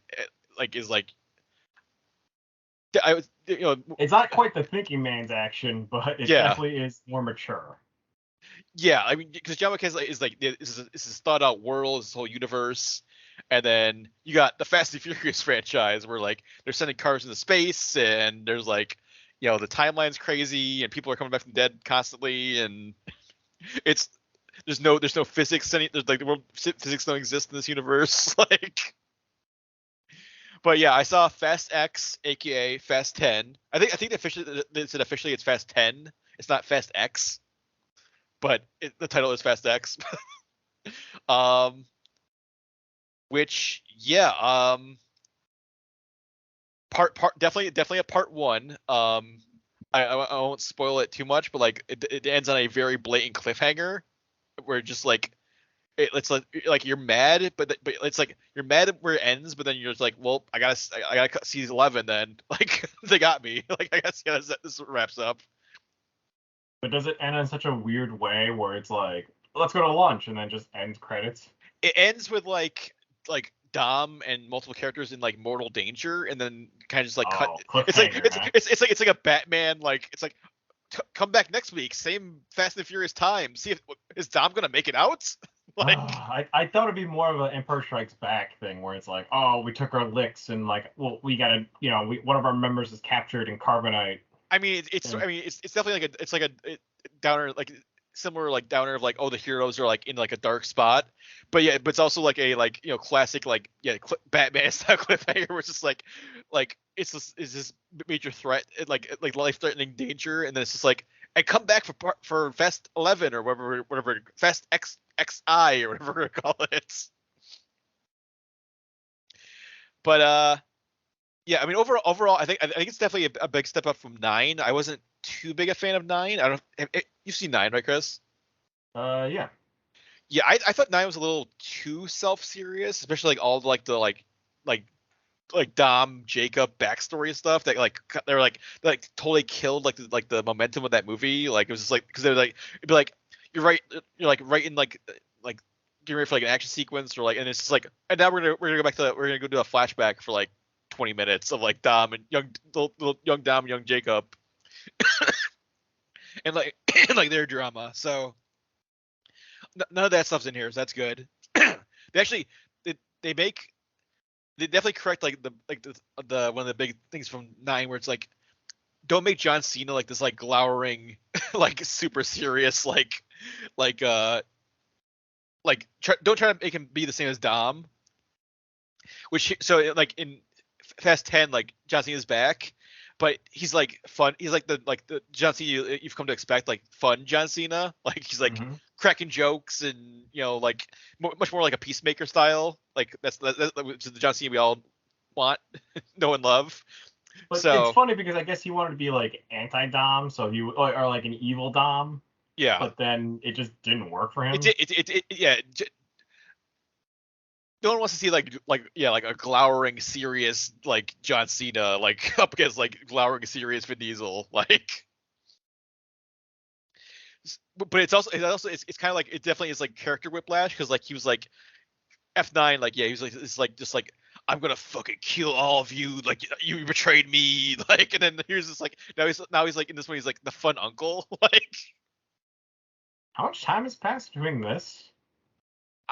It's how I mean, how old was like little B in 9? Like, was he like, because he's like probably like 8 or 9 or 10 in this movie, so it's probably been a couple years. He was like 5. Yeah, it's probably been a couple years since F9. Okay. Because John Cena really shouldn't be like forgiven that quick. Well, I mean, they forgave him at the end of 9. Like, he's like, "You're my brother again." Like, we'll put your face back in the photos. I'm giving you this car. Someone gave me a car once. I'll give you a car. But yeah, so it's been a couple years, but then we got the new threat, which is Jason Momoa as Dante Reyes, who is the son of Hernan Reyes, the bad guy from Fast 5. And they do it like Fast 10 opens with it's like you flash back to Fast 5, and then they like insert Jason Momoa into like scenes from Fast 5.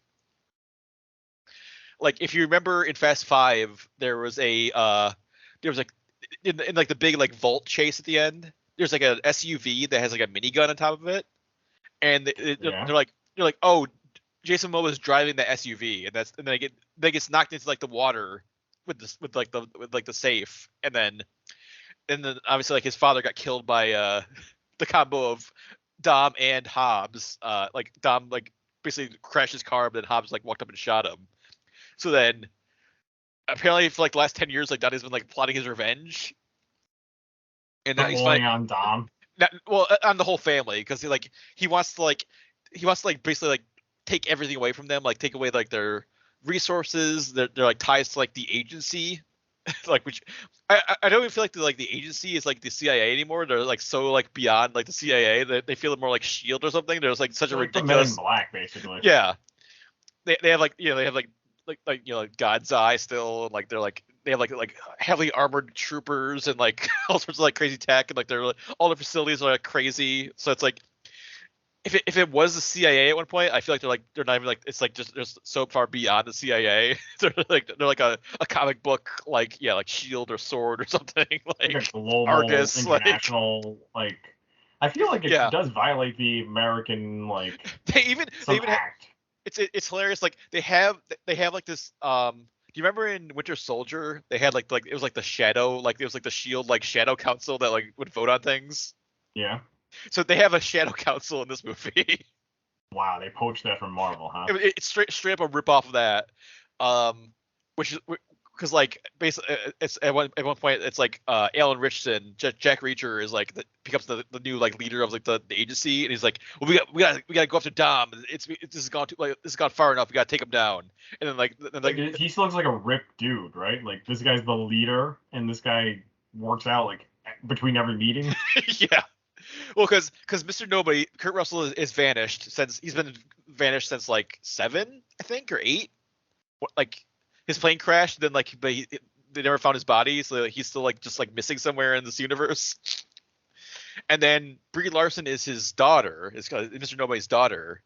And then Scott Eastwood comes back for like an action sequence, but then he gets injured. So like Scott Eastwood would have been like the leader, but then he gets injured and out of commission. So then like Alan Richardson is now the head because he's like the highest ranking like agent. No, he's just like the biggest guy in the agency.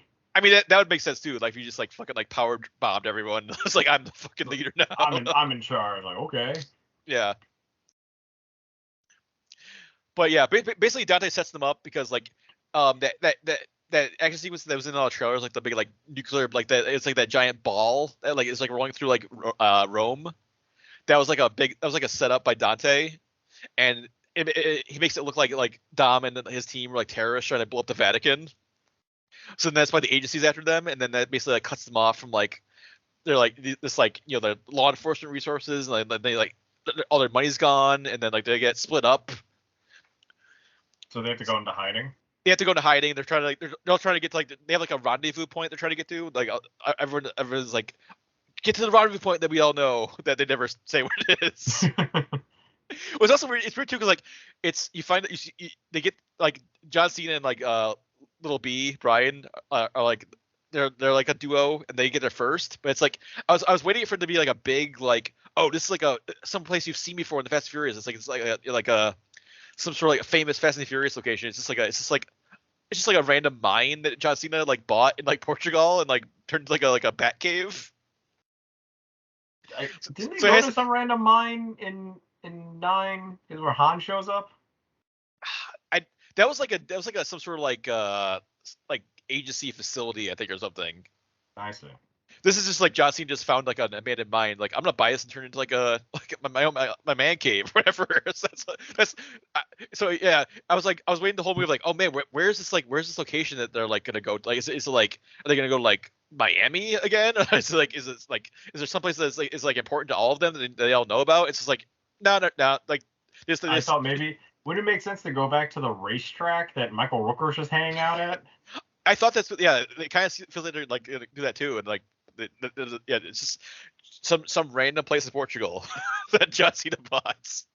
But yeah, basically yeah. So it's like John Cena and then like and like Dom Son Brian are one team, and then it's like Roman, Tej, and Ramsey are another team because they get split up. Lenny gets arrested, and then she like basically has to team up with Cypher because they're like locked in the same facility together. Why like in the same prison? Like why would they put them together? Yeah, well, Cypher shows up at the beginning of the movie and like injured, and she's like because Dante shows up to like recruit her, and she's like, nah, I don't work with like I have my own thing going on, and then he like basically takes over her whole like organization, and then she like barely escapes. So then she's kind of like, well, I want revenge on him, so I'll team up with you, Dom. I'll tell you what's going on with him because. I want to take him down too, so we can put our like movie 4 or 5 movie long battle to the side for right now. And then Dom's by himself. Like Dom is like basically by himself for most of the movie. Like, but then it's Vin Diesel's contract. Like I want to drive by myself. I got. No one can look at me. Yeah, yeah. And yeah, then Jason Momoa is basically like he's doing like the Joker. He's like the Fast and Furious version of like the Joker. Like he's just like this total like agent of chaos, like totally unpredictable, like a cackling like over the top villain. Like totally different than like he's not like a typical like he's not like a Hobbs or like a John Cena, like a Bruce like fellow like we're gonna like go mano a mano Bruiser style, I guess, Vin Diesel. He's like super like flamboyant, over the top, and like crazy, and he also has like Heath Ledger-esque, like he has these plans that apparently like it's just like he had to predict perfectly where everything was going to happen, and he did. I mean, he seems like he has like unlimited resources to like do these like super elaborate plans that like work out somehow for him. Like he's got like helicopters and like armies of guys, and like he's setting up like he like knows Dom's gonna show up at this like building at a certain point, so he's like he'd have this whole like presentation for him in like this like abandoned building of like look at your failures, Dom. Like, wait, he does like a James Bond, like Spectre bullshit, like a whole gallery. He's got like this slideshow presentation of like look at your beautiful family, Dom. I'm gonna destroy them all. Like, yeah, like that's what Blofeld did. It's just like, yeah, he went to like a Kinko's and was just like printing out these photos. But it's also like similar, like, you know how like Heath Ledger's Joker had like, it's like, oh, I'm gonna sew a cell phone in this guy's stomach, and I'm gonna like rig these barges to blow up, and I'm gonna like blow like I'm like the plans that at any stage can go wrong. Yes, that's exactly how like Jason Momoa operates. Like he has like these like plans within plans that like are like the only way they work is like he had to like predicted that like people were gonna do this exact thing. It's like this thing at this time. Perfectly, and then he somehow did, and then it works. Like it's like I had to like know that Dom was gonna be in this country at this certain time and go to this building, and I'll make this happen. Like, because if he doesn't, then this falls apart quick. Yeah. But I mean he's super fun. Like he's like it's totally like a different vibe of like all the other most of the other villains who have been like the dour serious, like trying to out dour Dom, out growl Dom. Mm-hmm. But yeah, I mean it does end on like this blatant cliffhanger where it's just like it's frustrating because like it's like you're ending it there. It's like forcing you to be like, well, I gotta see 11 now, because like this is totally like unfulfilling if I don't see 11 now, because I don't like it's just like I won't know you won't know like how any of this resolves itself. And I really that sucks. I really hope there's only one, because like Vin Diesel was talking about like, oh, it's gonna be a trilogy of like Fast 10 is gonna be a trilogy of finale movies. Like, I don't know if they have the juice left for like 3. I'm totally down for one more, like just one more, wrap it up. I don't know if I'm up for like 2 more. Yeah, I feel like at this point you threw so much at it. They're bringing back all these characters. Yeah, which they bring back 2 more characters that you thought were never gonna show back up again in the end of this movie too. I mean, I'll ask you later just so I get like an idea, but well, I mean, one is an official like news story now. They officially like Universal's put it out as like a news story, like that, like The Rock is back. Yeah, I thought like he was gonna be back. How do you not have him back? I know because the whole feud, like it was like the feud, but I feel like that was just publicity, and they just even if it was happening, they threw enough money where they both didn't care anymore. Yeah, I've seen a lot of people like talking about like, oh, did he come back because Black Adam failed so horribly? Like that was gonna be like makes sense. That was gonna be like his like I don't need this. I have like Black Adam. I'm gonna have my superhero franchise, and then it didn't work out. So he's just like, now he's back. Just I'll come back to like the Fast and Furious. Yeah. Hey, I'll drag things around. I'll punch people through walls. Yeah, The Rock shows up in like there's like a mid-credit scene that he shows up in, and then he's like back. He's not really part of this then. No, he really like, come back like the end. Yeah, he has nothing to do with like the main plot of this movie. He's gonna obviously factor into like the next movie, but he like is totally. I think they said it was like a scene they shot recently, or like within like the last year or two, after everything else, after they filmed everything else for this movie, they filmed the Rock scene. It's a totally separate location. Totally like no one from the movie, none of the rest of the cast is there. It's just like the Rock like going into like this like abandoned theater, and then with like a team, and then like he gets like Dante calls him. He's like, it's like you're next, like Dom was driving the car, but you're the one who shot my dad, so you're next. Like, It's me, Aquaman. Is that you, Black Adam? the balance of power is going to change in the Fast and Furious universe. Now I'm the one who has a contract about how many times I get hit. Yeah. Oh, and also Jason Statham shows up for like one scene in this movie, and then they're like, oh, I think like Ramsey is like hacks into like is able to figure out like, oh, they're targeting like everyone that we know and or, like helped us, and then like it's like including your mom. Jason Statham says he's like, I gotta go help my mom. Like, you're on your own, and he just leaves. So he might be back for the next one, or I don't know. But he fulfilled his contract just to appear. He basically he shows up. He has a fight with Han, and then they kind of sort of like make up for like Deckard Shaw killing him, and then because they like all right, fine, we're good now. Like, and then Deckard helps him like escape like the agency goons, and then he's like, well, I gotta go save my ma. Like, take whatever you want, bye. Like, just leaves. Wow.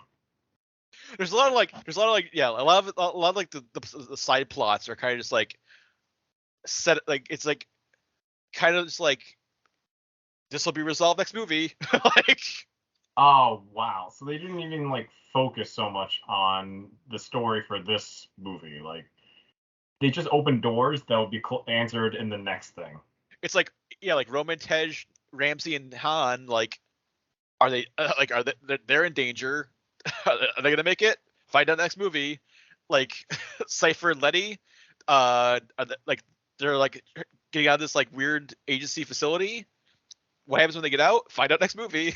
Like, wow, they really don't answer those stories. It's like a TV show would do that. You're right. This is so. It definitely feels like a part one of like a two, hopefully not 3-part movie. I'm not sure I like that.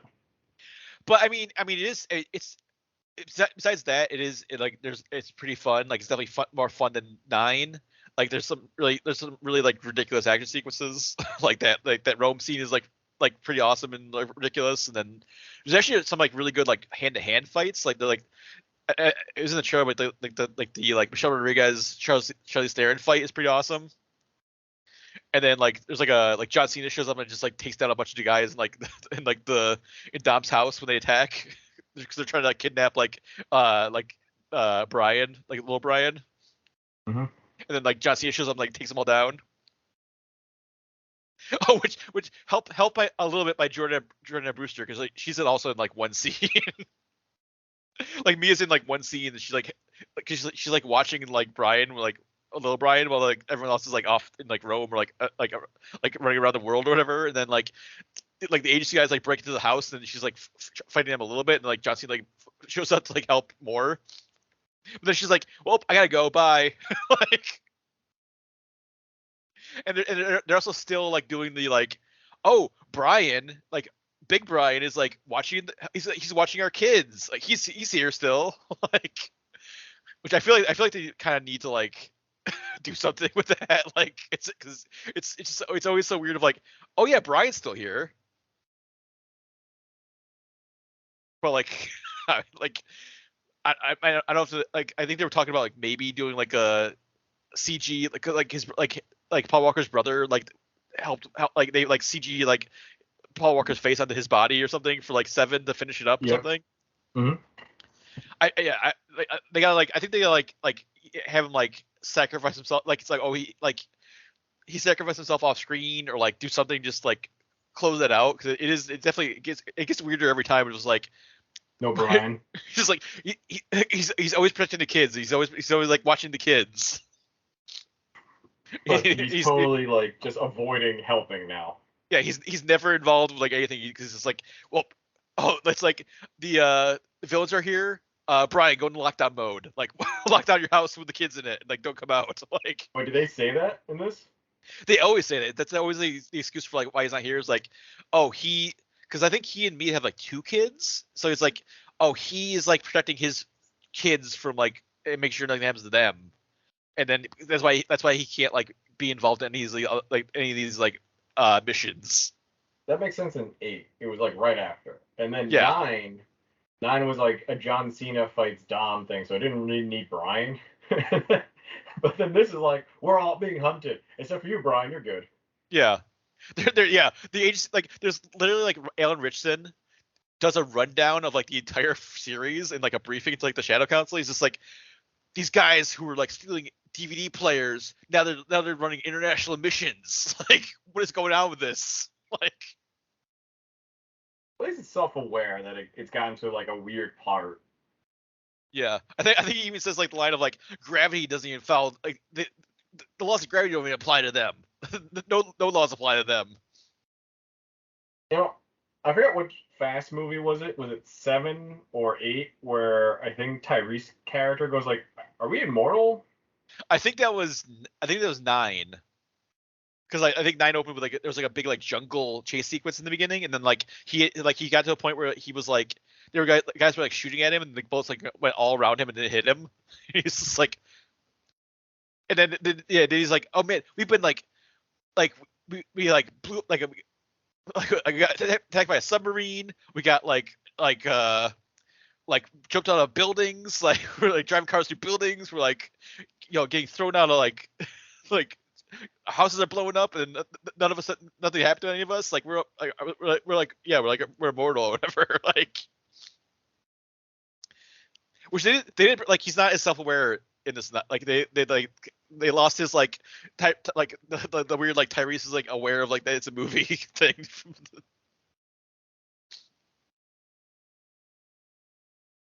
And they also like like 9 also got to, like the most ridiculous point it's ever been, probably, where they like took like the car into space. Yeah. And it's just like a junk car. It wasn't even like a cool futuristic car. It was just like a rocket strapped to a car. Yeah. So I like in that way, Fast X is a little bit more like grounded, quote unquote, but like grounded for like the Fast and Furious universe, which is not grounded at all. But like at least it's not like it's not as insane as 9. But not yet.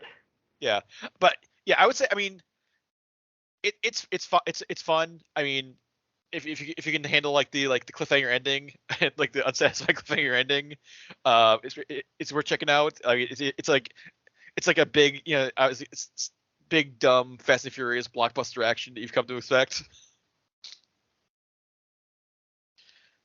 And I mean, I have to see 11 now.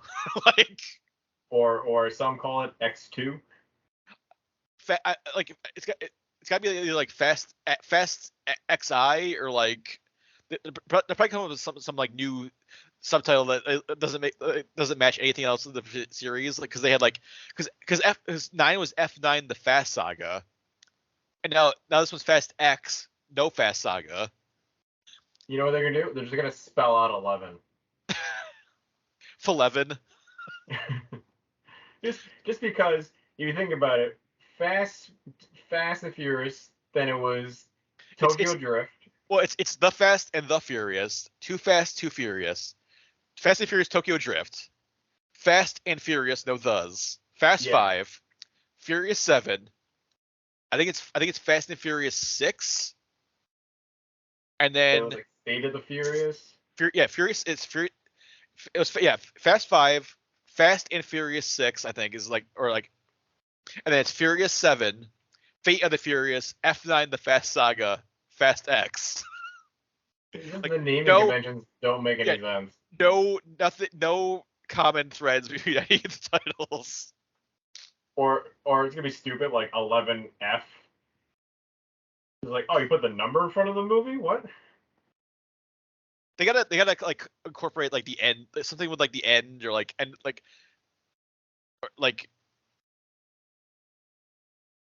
like end of, like the end of the road. Or that was the tagline of this one, like the end of the road begins.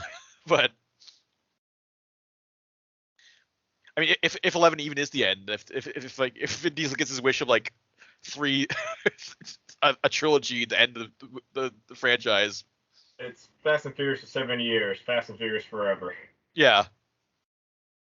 Whatever the Rick ranch is. Mm-hmm.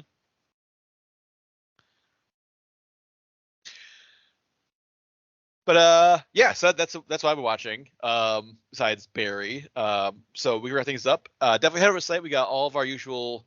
We got all the shows we talked about. We've got news. We got reviews. We got all sorts of other stuff up there. So head over and check all that stuff out. And yeah, so for Chris, I am Zach, and we will see you next week. For more Everything Action, head to www.everythingaction.com. You can also follow us on Twitter @EVAction, on Facebook by searching for Everything Action, and follow us on Instagram @everything.action. You can also subscribe and get more episodes on Stitcher, Apple Podcasts, and Spotify.